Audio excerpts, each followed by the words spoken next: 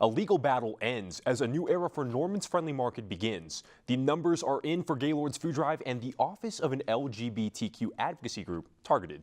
This is OU Nightly.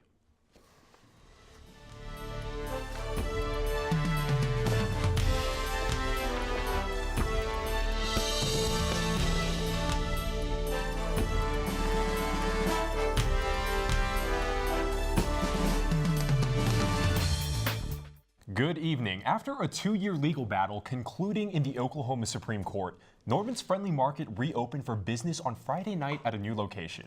OU Nightly's Blake Hardman visited the shop to speak to employees about the store's future.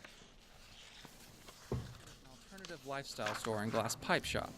In the winter of 2015, the Norman police raided the Friendly Market on 2 separate occasions, claiming the glass pipes being sold in the store were considered drug paraphernalia. Owner of the Friendly Market, Robert Cox, as well as the general manager and Norman City Councilman, Stephen Holman, faced felony charges but were eventually found not guilty. Last Friday, the store had a reopening party with a special appearance. Something like this, watching a business rise up from the ashes and do as best as it can by not giving up, then do that, okay?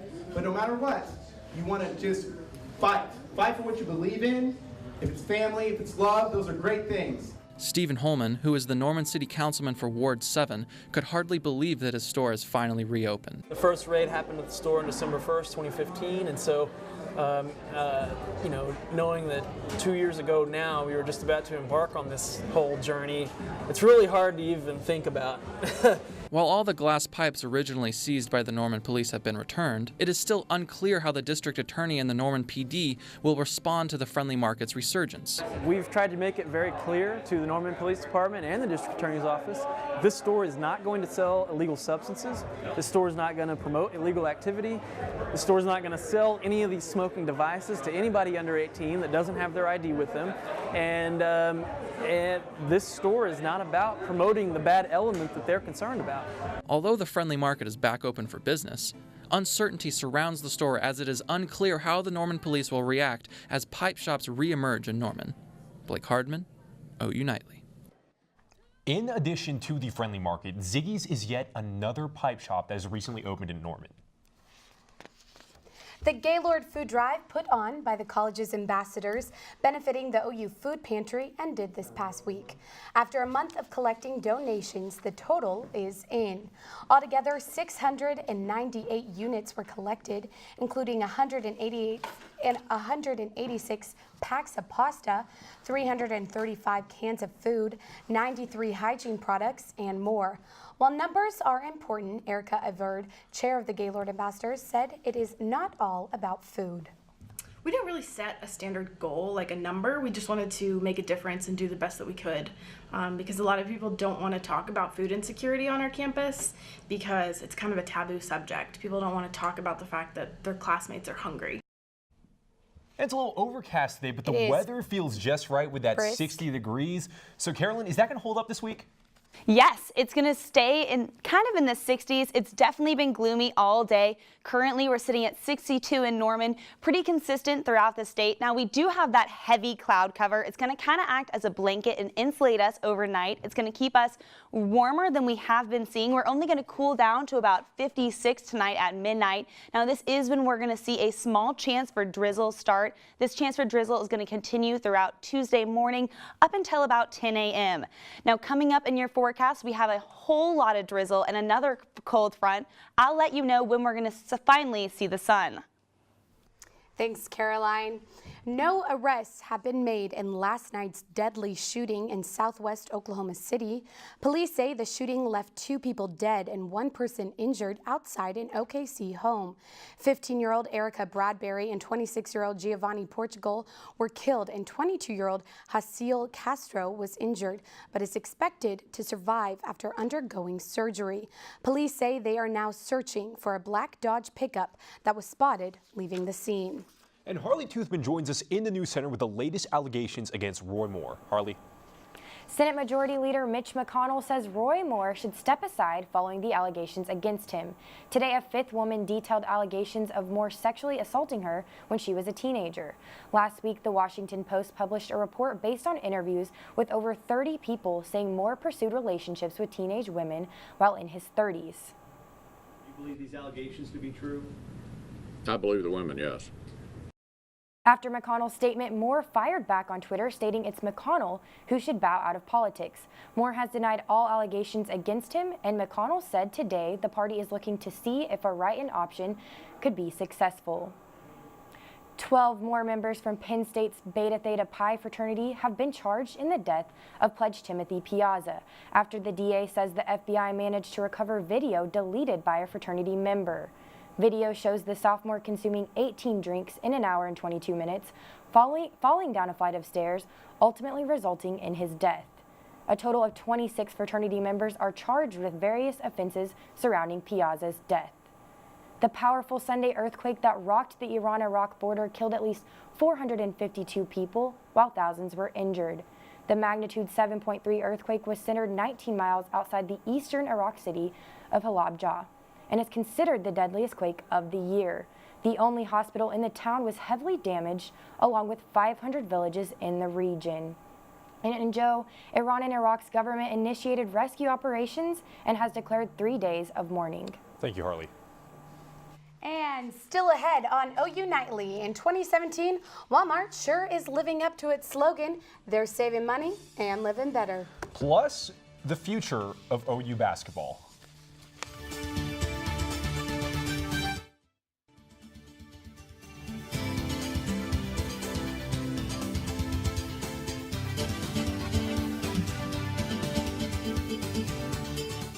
Welcome back to OU Nightly. The offices of an Oklahoma City-based LGBTQ advocacy group were riddled with bullets during the weekend. A cleaning crew of the offices of Freedom, Oklahoma found the broken shards across the entryway Sunday night.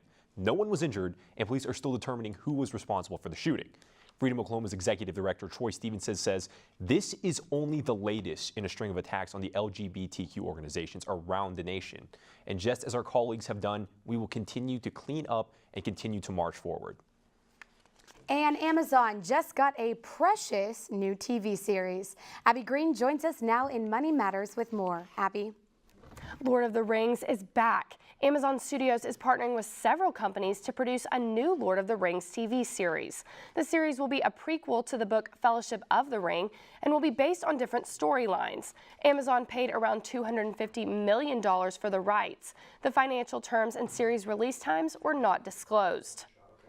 And Walmart is having its best year since 1999, and it's only getting better. Shares have risen over 30% in 2017, keeping the company on pace for its best annual performance in nearly 3 decades. Walmart reached another all-time high today when the retailer lowered prices for online items in an attempt to compete with Amazon. Head of sales training Dale Seberg believes the company's online presence is trying to build itself, which is the company's biggest headwind. And the iPhones are still coming. Apple will launch 3 new phones in 2018, which will include a high-end flagship with a 6.5-inch display. The 6.5-inch version, along with a new 5.8-inch model, will use OLED technology, which is similar to that of the iPhone X. The 3 phones are expected to have full-screen design with 3D sensing, and the Face ID will replace the home button in 2018.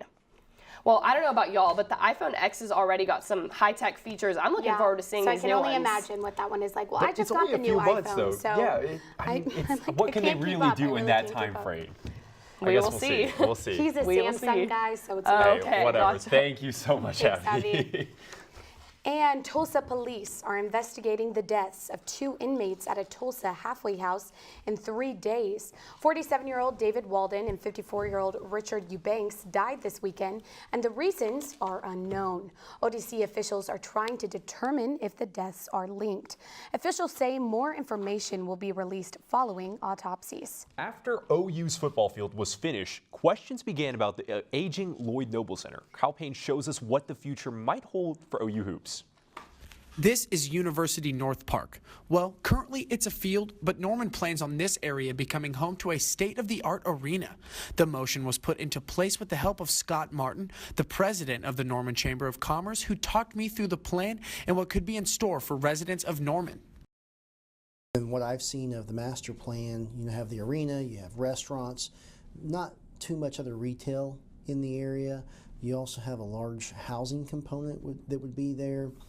And the potential for an expo center, which we really do need. This is the Lloyd Noble Center, the current home for men's and women's basketball. While the commute to a new arena would be a burden, one OU professor and 20-year resident is aware of what the city has in mind. The idea isn't to make the retail establishments and stuff a draw for OU basketball. The idea is to make OU basketball a draw for the retail. The city plans on turning this entire development into a focal point for Norman, but the basketball arena seems to have people the most excited. It won't just be OU fans filling up that arena. With hopes of high school games being played there, Norman's district athletic director has no doubt fans would love to see their teams play there. You know, there's pros and cons to everything, but anytime you're looking at a new facility and it's state of the art, and we know that would be done that way, you know, I think fans are willing to sacrifice a little bit, especially if it's a mile or extra mile or two to get to play in that special arena. Because this is just a proposal, there's no real timetable for the finish of this project. But one thing's for sure, this basketball season, the Lloyd Noble Center will still be home to the Sooners. Kyle Payne, OU Nightly. This project looks to be an addition to the current project near Robinson and Rock Creek Road, so pushing this will be a top priority for the City Council. Sure will.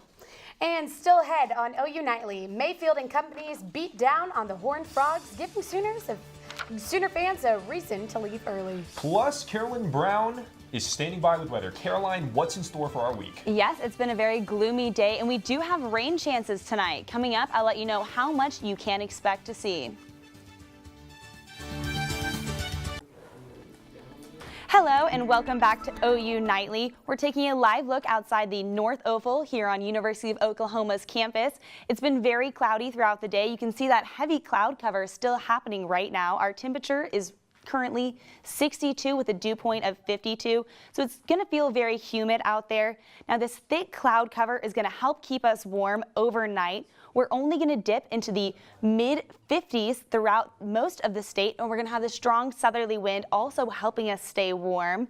Once we get to around midnight, we're going to expect a little chance of sprinkles and drizzle. Now this is going to remain overnight into the morning hours. So while you're walking to class tomorrow morning, you could get caught with a few sprinkles. The good news is by your lunch plans, they should all be out of our area, and it's going to stay cloudy, warming up to about 66. Now our winds will also be ramping up throughout the day, so it's going to be a very breezy day. Throughout the rest of our state, we're staying mostly in the mid-60s, but out there by the Panhandle, you could get very close to 80. Due to these strong winds with gusts up to 30 miles an hour, we do have a slight chance for fire weather out there in the Panhandle. We have a cold front pushing through our area. It's going to start around Tuesday night, and it's going to make it through the metro around midday Wednesday. This is going to bring another chance for drizzle and sprinkles into our area. Now, we are not expecting any heavy rainfall with this, nothing exceeding more than around a quarter inch, definitely not half an inch of rain, so it should not impact your travel plans at all this week, but it will stay relatively gloomy in the upcoming few days. So for Tuesday morning, AM sprinkles, and it's going to get very windy, especially by lunchtime. On Wednesday, that's when we're going to see another cold front blow through in the morning.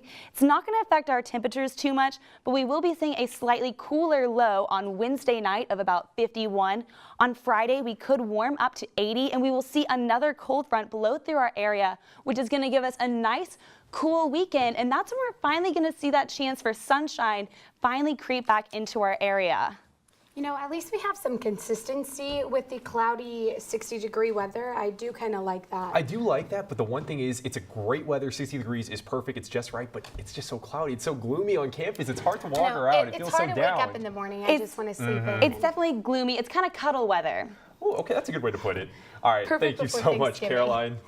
And OU football season may be wrapping up, but with that, Sooner basketball season returns. William, what's the news on both these teams? Joe, OU had a great weekend as Baker and the boys dominated TCU, but the OU men's basketball team got their season started off with a big win. Sports is straight ahead.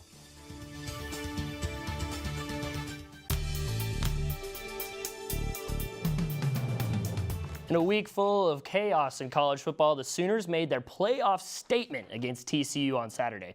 3 true freshmen in the secondary led the defense's best performance of the year in the Big 12. Baker Mayfield threw for over 300 yards and 3 touchdowns to extend his lead in the Heisman race. and Rodney Anderson gained 294 all-purpose yards as the Sooners dominated the Horned Frogs 38-20. And now OU Nightly's Carson Williams and Reagan Ledbetter recap the Sooners' victory. A top 6 showdown here in Norman today, a highly anticipated game. Baker Mayfield calling out the fans, and they showed up today. Reagan, OU taking this one easily from TCU. Yes, they did, and who also showed up, Rodney Anderson, another week and even bigger than we've seen in the past. But the defense is a story of tonight, I think. Held a Big 12 offense in TCU to 20 points, that a touchdown in the second half later on. But just a big performance from this defense who got called out nationally on Tuesday night. Yeah, OU's young secondary also start from Robert Barnes at safety today. OU got their hands on a lot of balls, probably more than they ever have, this season. And this is what they had to say about their game. Really, really proud of our defense. Thought they fought, played really well all night. With a lot of freshmen in the game, especially in the back end, those guys clearly held up, very well against probably the best skill group that we've seen this year. We rose to the occasion tonight, and I said it last week. We're still getting better and better. We haven't even hit our peak yet, and I still don't think so. We're playing well right now, and we're getting better at the right time of the year, and that's pretty scary for the other teams out there that we're going to play. So, it's good for us right now. Next week, OU in Lawrence to take on Kansas, a 2:30 kick on ESPN. That'll do it for us from Gaylord Oklahoma Memorial Stadium. For Reagan Ledbetter, I'm Carson Williams. And for a complete wrap-up of Saturday night's big win, check out Sooner Sports Pad tonight. A pair of OU's star wrestlers will be dropping by the studio as well. You can see it live tonight at 7:30 on Fox College Sports, or tomorrow night right here at 5 o'clock just after our newscast. OU in basketball have been pressed in their season opener on Sunday. The hometown kid Trae Young airballed his first shot attempt of the regular season, but bounced back big to finish with 15 points and 10 assists in a double-double outing. Jamone McNeese held it down on the defensive end with 6 blocks, and the Sooners cruised to a 108-89 victory. In the Cowboys' first game without Ezekiel Elliott, the boys found out they have a lot more problems than they expected. With left tackle Tyron Smith and linebacker Sean Lee both out for the game, Dallas struggled, to say the least. Replacement tackle Chaz Green had a rough night, giving up 6 sacks to Adrian Claiborne, and the defense gave up 336 total yards to the Falcons, as the Falcons went on to win 27-7. And birthday boy Russell Westbrook added to the bad day for the city of Dallas as the Thunder whooped the Mavericks 112-99. Paul George put up 37 points and 8 boards, along with 27 points from the Brody, as the Thunder pulled away in the third quarter. The victory came without the help of stars Carmelo Anthony and Steven Adams, who sat with back and quad injuries. And last week on the show, guys, we highlighted a fight between A.J. Green and Jalen Ramsey in their game last week. But this week, Juju Smith-Schuster and Le'Veon Bell poked a little fun at their division rivals. After a touchdown by Schuster, the pair reenacted the fight, which was arguably a better form than the last one. Guys, this was quite the cheap shot at A.J. Green. I don't think they have any room to be talking like that since they almost lost to the Colts, who I would say OU could probably beat. So, that's true, for sure. Well, but it's still pretty funny. But anyway, thanks, Will. Thanks, William. Still to come on OU Nightly, Taylor Swift's reputation of breaking records continues. Stay tuned.